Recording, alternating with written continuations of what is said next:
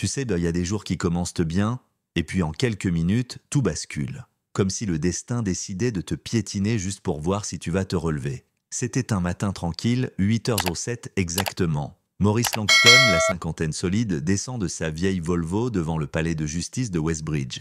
Il ajuste sa veste en velours côtelé marron, tapote calmement le dossier en cuir qu'il porte toujours et inspire profondément. Sous sa chemise blanche, parfaitement repassée, se trouve ce qu'il appelle son héritage. Une toison dense et soignée, 20 ans de pilosité pectorale qu'il a laissé pousser avec fierté. Pas pour le style, non, pour l'histoire. C'est son père qui lui a dit un jour « Les hommes de notre famille portent leur histoire sur leur poitrine ». Alors Maurice l'a portée, chaque mèche comme un souvenir, une lignée, un refus de se plier. Mais ce matin-là, cette fierté allait être écrasée littéralement.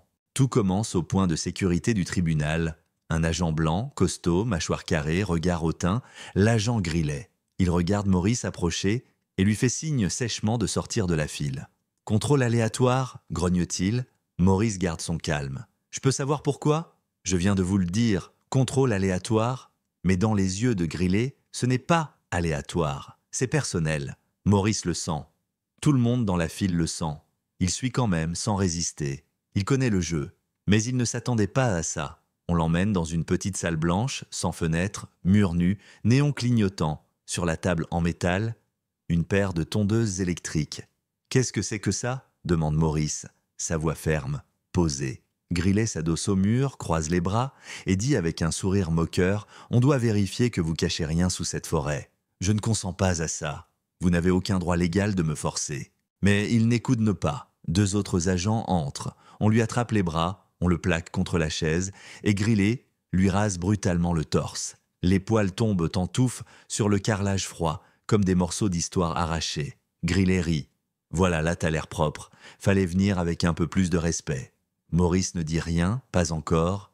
Il se rhabille en silence. Sa peau est irritée, son cœur en feu, mais sa voix reste froide. Il fixe Grillet et dit juste « Vous allez regretter ça. » Ce qu'il ne savait pas, c'est que Maurice Langston n'était pas un simple citoyen. C'était le juge fédéral principal du tribunal de Westbridge, celui qui présidait les audiences, qui avait l'autorité suprême dans cette salle même où Grillet croyait régner en petit chef. Et 10 minutes plus tard, Maurice entre dans la salle d'audience, robe noire, posture droite, silencieux. Mais quand il regarde Grillet planté près de la porte, celui-ci devient livide. Grillet recule d'un pas.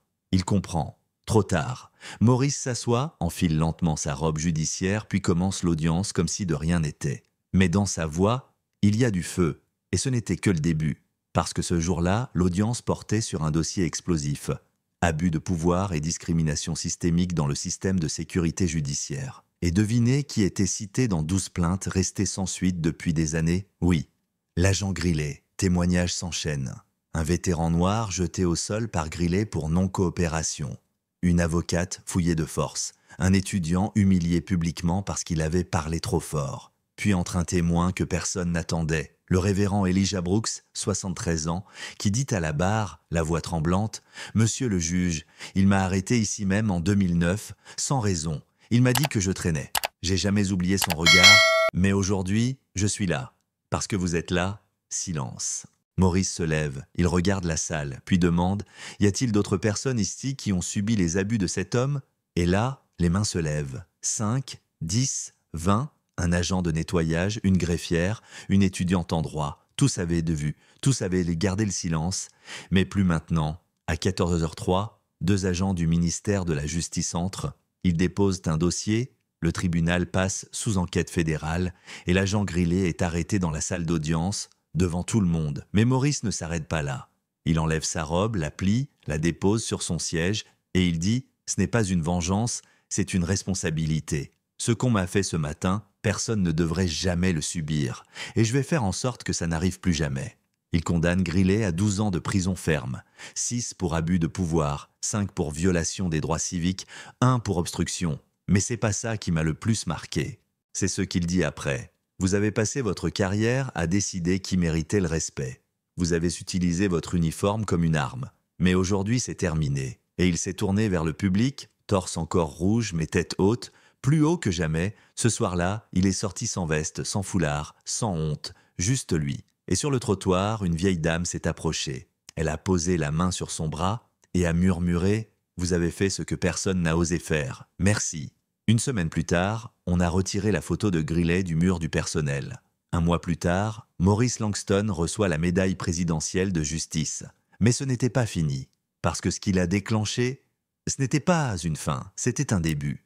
D'autres juges ont suivi, d'autres villes ont ouvert des enquêtes, et une proposition de loi a été déposée au Sénat. Et Greeley, il regarde tout ça depuis une télé de prison, le regard vide. Et sur l'écran, Maurice dit « Ce n'est pas mon histoire, c'est celle de tous ceux à qui on a dit de se taire. C'est pour vous. Alors vous, là, devant cet écran, dites-moi franchement, vous pensez que justice a été rendue ou est-ce qu'on fait juste commencer à gratter la surface? Parce que moi, je crois que cette salle d'audience-là, c'était juste le premier round. Et vous, qu'en pensez-vous? Est-ce que Maurice a eu raison? Est-ce que le système peut vraiment changer? Dites-le nous en commentaire, on veut vos voix. Parce que le silence, il a déjà fait assez de dégâts.